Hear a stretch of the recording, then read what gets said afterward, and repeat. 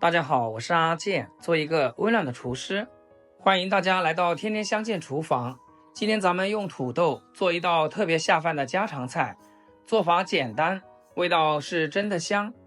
我用的是黃心土豆，這種土豆口感特別好，肉質金黃，粉質足，吃起來面面糊糊的，特別香。不管是煎、是燒，都很容易入味，比白心土豆更綿更糯。先把外皮削乾淨，清洗乾淨以後，先切成厚片，再改刀切成長條，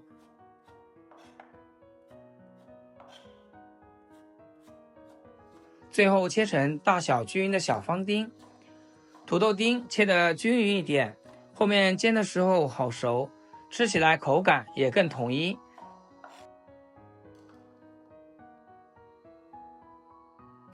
土豆切好後，咱們再來準備蒜苔。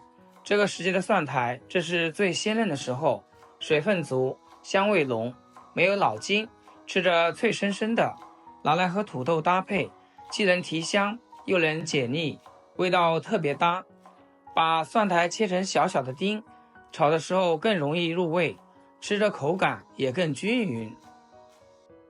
接下來咱們先煎土豆，鍋裡倒油燒熱，把土豆丁放進去，開大火煎，煎到表面金黃焦香，這樣土豆更香，還不容易碎。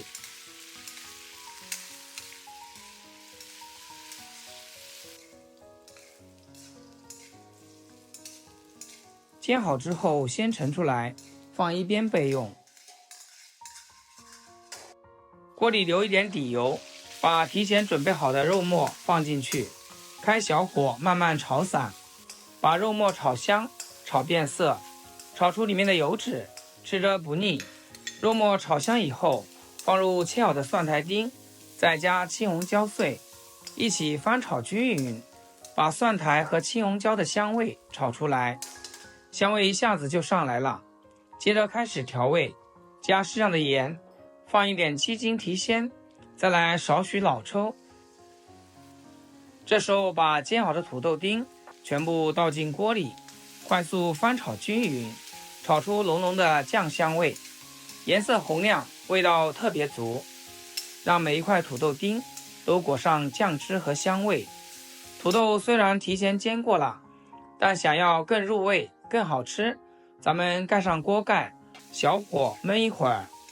燜過的土豆能充分吸收肉末、蒜苔和辣椒的香味，吃起來更軟糯更入味，口感也更醇厚。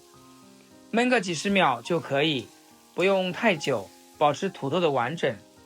親愛的朋友們，制作視頻不易，阿健每天分享簡單實用的家常菜。